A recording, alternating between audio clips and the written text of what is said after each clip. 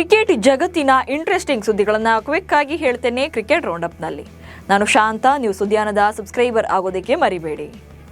ತಿರುವನಂತಪುರದ greenfield ಸ್ಟೇಡಿಯಂನಲ್ಲಿ ನಡೆದ ಶ್ರೀಲಂಕಾ ವಿರುದ್ಧದ 3ನೇ ಟಿ20 ಪಂದ್ಯದಲ್ಲಿ ಭಾರತ ಗೆಲುವನ್ನು ಸಾಧಿಸಿ ಸರಣಿ ಕೈವಶ ಮಾಡಿಕೊಂಡಿದೆ. ಈ ಪಂದ್ಯದಲ್ಲಿ ಮೊದಲು ಬ್ಯಾಟಿಂಗ್ ಮಾಡಿದಂಥ ಶ್ರೀಲಂಕಾ ತಂಡ 20 ಓವರ್ಗಳಲ್ಲಿ 112 ರನ್ಗಳನ್ನು ಕಲೆ ಹಾಕಿತ್ತು.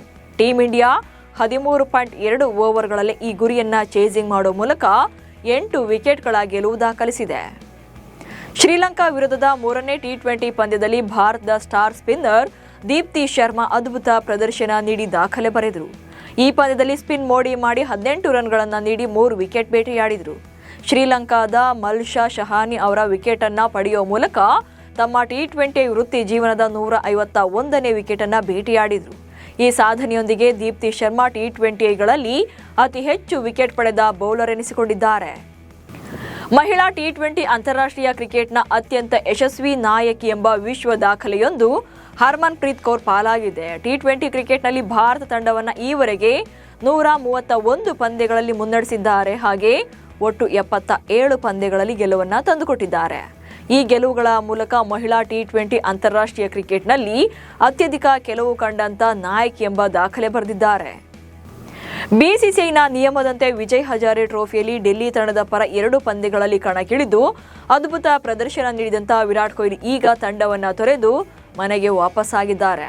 ಕೊಹ್ಲಿ ತಂಡವನ್ನ ಬಿಟ್ಟು ದೆಹಲಿಗೆ ವಾಪಸ್ ಆಗೋಕೆ ಬೆಂಗಳೂರು ವಿಮಾನ ನಿಲ್ದಾಣದಲ್ಲಿ ಕಾಣಿಸಿಕೊಂಡಿರುವಂತಹ ವಿಡಿಯೋ ವೈರಲ್ ಆಗಿದೆ. ಕೊಹ್ಲಿ ಮುಂದಿನ 3 ಪಂದ್ಯಗಳನ್ನು ಆಡುವುದಿಲ್ಲ. ಜನವರಿ 6ರಂದು ನಡೆಯಲಿರುವಂತಹ ಪಂದ್ಯದಲ್ಲಿ ಆಡುವಂತ ನಿರೀಕ್ಷೆ ಇದೆ. ಉತ್ತರಾಖಂಡ ವಿರುದ್ಧದ ವಿಜಯ್ ಹಜಾರೆ ಟ್ರೋಫಿ ಪಂದ್ಯದ ವೇಳೆ ಫೀಲ್ಡಿಂಗ್ ಮಾಡುವಾಗ ಮುಂಬೈ ತಂಡದ ಆಟಗಾರ ಆಂಕ್ರಿಶ್ ರಘುವಂಶಿ ಗಂಭೀರವಾಗಿ ಗಾಯಗೊಂಡಿದ್ದಾರೆ. ಆಸ್ಪತ್ರೆಗೆ ದಾಖಲು ಮಾಡಲಾಗಿದೆ.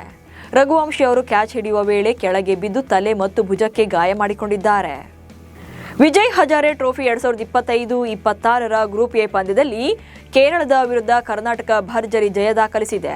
ಕೇರಳ ನೀಡಿದಂಥ 284 ರನ್ಗಳನ್ನು ಚೇಸ್ ಮಾಡಿದ ಕರ್ನಾಟಕ ಪರ ದೇವದತ್ ಪಡಿಕ್ಕಲ್ ಹಾಗೆ ಕರುಣ್ ನಾಯರ್ ಅಬ್ಬರಿಸಿದರು. ಪಡಿಕ್ಕಲ್ 124 ರನ್ ಗಳಿಸಿದರೆ ಕರುಣ್ 130 ರನ್ಗಳ ಇನ್ನಿಂಗ್ಸ್ ಅನ್ನು ಆಡಿ ಗೆಲುವಿಗೆ ಕಾರಣವಾದರು. ಈ ಗೆಲುವಿನೊಂದಿಗೆ ಕರ್ನಾಟಕ ತಂಡ ಸತತ 2ನೇ ಗೆಲುವನ್ನು ಸಾಧಿಸಿ ಅಂಕಪಟ್ಟಿಯಲ್ಲಿ 2ನೇ ಸ್ಥಾನಕ್ಕೇರಿದೆ.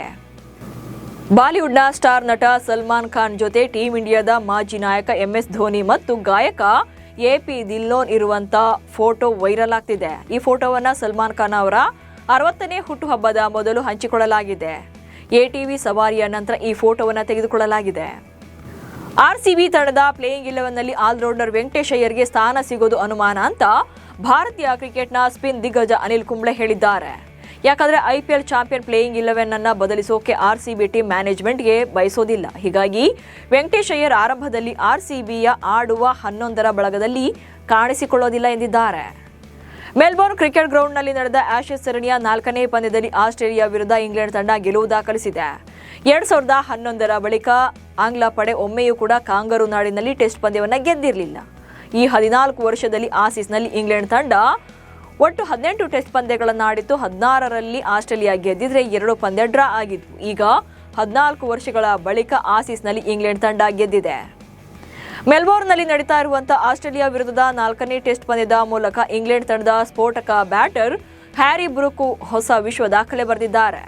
ಪಂದ್ಯದ ಮೊದಲ ಇನ್ನಿಂಗ್ಸ್ನಲ್ಲಿ 5ನೇ ಕ್ರಮಾಂಕದಲ್ಲಿ ಕಣಕ್ಕಿಳಿದಂತಹ ಬ್ರೂಕ್ 34 ಎಸೆತಗಳಲ್ಲಿ 41 ರನ್ ಕಲೆ ಹಾಕಿದ್ರು. 148 ವರ್ಷಗಳ ಟೆಸ್ಟ್ ಇತಿಹಾಸದಲ್ಲಿ ಅತಿ ಕಡಿಮೆ ಎಸೆತಗಳಲ್ಲಿ 3000 ರನ್ ಕಲೆ ಹಾಕಿದ ವಿಶ್ವ ದಾಖಲೆ ಈಗ ಹ್ಯಾರಿ ಬ್ರೂಕ್ ಪಾಲಾಗಿದೆ. ಇವಷ್ಟು ಇವತ್ತಿನ ಕ್ರಿಕೆಟ್ ರೌಂಡ್ ಅಪ್ ಸುದ್ದಿಗಳು. ನಮಸ್ಕಾರ.